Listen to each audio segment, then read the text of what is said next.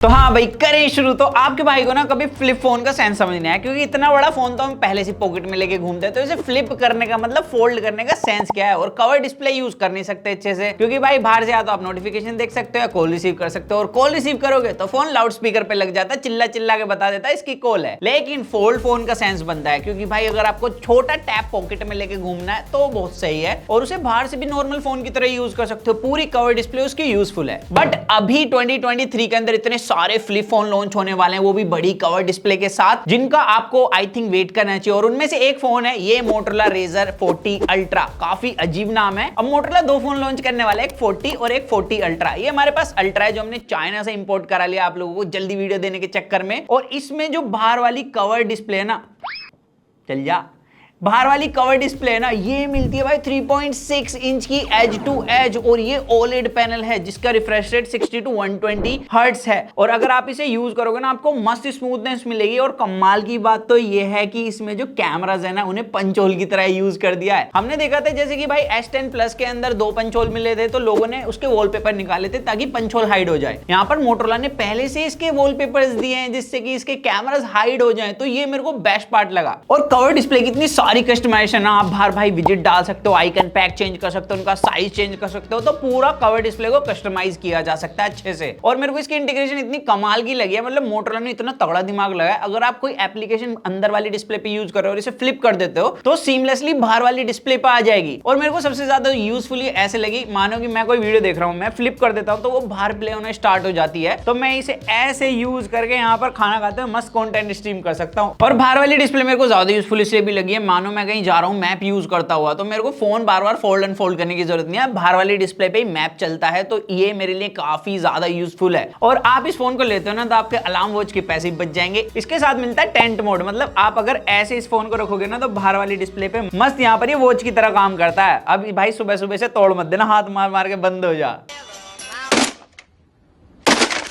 और आपको पता है इसकी बाहर वाली डिस्प्ले में ना आप गेमिंग भी कर सकते हो। अब BGMI नहीं प्ले कर सकते, हालांकि अभी वही गेम प्ले होंगे जो कि कवर डिस्प्ले के लिए आ रहे हैं। अब BGMI वगैरह गेम भाई इसमें क्या ही खेलोगे, इतनी छोटी डिस्प्ले है। बट हाँ भाई, जो गेमिंग का एक्सपीरियंस है वो भी बाहर वाली डिस्प्ले मेरे को ठीक लगा, नॉर्मल जिसके गेम मिलते हैं उसके साथ। एंड इस फोन में भी जैसे दूसरे फ्लिप फोन के साथ, अगर आप कवर डिस्प्ले से फोन रिसीव करोगे तो भाई लाउड स्पीकर पे लग जाएगा। और जैसे आपको कोई कॉल आई है, आप जैसे इसे अनफोल्ड करोगे ना, तो भाई कॉल रिसीव हो जाएगी, और कट करनी है तो इसे फोल्ड कर दो, ऑटोमेटिकली कट हो जाएगी। तो वो वाली इंटीग्रेशन भी इस फोन के साथ ऑलमोस्ट सिमिलर मिलती है जैसे कि दूसरे फ्लिप फोन के साथ है। और दूसरे फ्लिप फोन की तरह इसके मेन कैमरा को भी आप सेल्फी कैमरा की तरह यूज कर सकते हो, इसकी बड़ी सी डिस्प्ले को यूज करके। और इस बार तो आपको सारा एरिया दिख जाएगा कि आप क्या क्या कैप्चर कर रहे हो। और भाई अल्ट्रा वाइड को ग्रुप फोटोज के लिए यूज कर सकते हो। हालांकि इसके कैमरास मेरे को डिसेंट लगे, बट हाँ एक बात है कि इन्होंने भाई कवर डिस्प्ले की वजह से जो अंदर वाली डिस्प्ले है उसका यूज काफी कम कर दिया है। और जैसे हमें पता है भाई अंदर वाली डिस्प्ले में प्लास्टिक वाली लेयर होती है, मतलब इतनी ड्यूरेबल नहीं होती, तो इस चीज से बचेगा कि अब ये फोन ज्यादा ड्यूरेबल हम कह सकते हैं। और बाहर वाली डिस्प्ले में जो आपको मिलता है ना कवर डिस्प्ले में, विक्टस प्रोटेक्शन है, तो यहाँ पर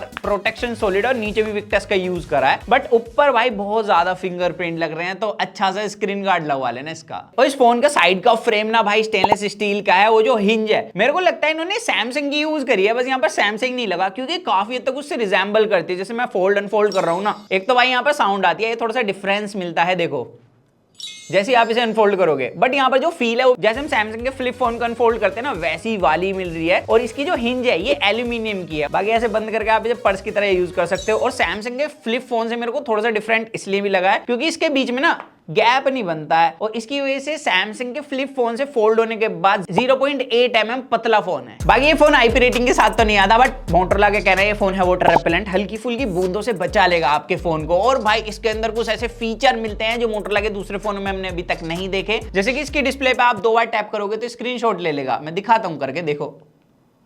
ओ भाई ये तो बिल्कुल आईफोन जैसा फीचर है। और एक फीचर मेरे को काफी अच्छा लगा, लाइक अंदर वाली डिस्प्ले होती है काफी ज्यादा नाजुक, आपके हाथ गंदे हैं, आपको कोई कॉल कर रहा है और आपने फोन को भाई अनफोल्ड किया हुआ है, तो आपको सिंपली ऊपर की तरफ ऐसे हाथ दिखाना है, कॉल रिसीव हो जाएगी। और कट करनी है तो ऐसे मतलब घूसा दिखा दो, वो अपने आप कट कर देगा कॉल को। ये जेस्चर वाला फीचर मेरे को तो काफी ज्यादा यूजफुल लगा है, और फ्लिप फोन के लिए काफी ज्यादा इंपॉर्टेंट फीचर भी है। फ्लिप फोन क्या, फोल्ड फोन के लिए भी इंपॉर्टेंट है। और एक फीचर और आईफोन से काफी हद तक मिलता है, मानो आपको कोई कॉल कर रहा है, आपका फोन चिल्ला चिल्ला के बोलेगा कॉल आ रही है, लेकिन जैसे आप उसे हाथ में उठा लोगे भाई आपका फोन साइलेंट हो जाएगा, आजू बाजू के लोग परेशान नहीं होंगे। तो ये सारे फीचर इस फ्लिप फोन को काफी ज्यादा डिफरेंट बना देते हैं दूसरे फ्लिप फोन से। और हमारी वीडियो अगर आपको डिफरेंट लग रही है ना तो चैनल को सब्सक्राइब कर देना, 1 मिलियन की फैमिली कंप्लीट करने वाले हैं हम। अब यहाँ पर अंदर वाली डिस्प्ले पे चले तो भाई अंदर वाली डिस्प्ले का रिफ्रेश रेट मिलता है आपको 165 हर्ट्ज का। अब ऐसे नहीं आप इसे 165 हर्ट्ज में हमेशा यूज कर सकते हो, ये बेसिकली 165 हर्ट्ज तक के गेम को सपोर्ट करता है। अब हमें ऐसा कोई गेम नहीं मिला जो 165 हर्ट्ज में आता हो, अगर आपको पता है तो आप हमें कमेंट्स में बता सकते हो, हम उसको पक्का ट्राई करेंगे। बाकी भाई इसको हमने जितना यूज करा, इसमें LTPO पैनल मिलता है जिसका रिफ्रेश रेट 1 से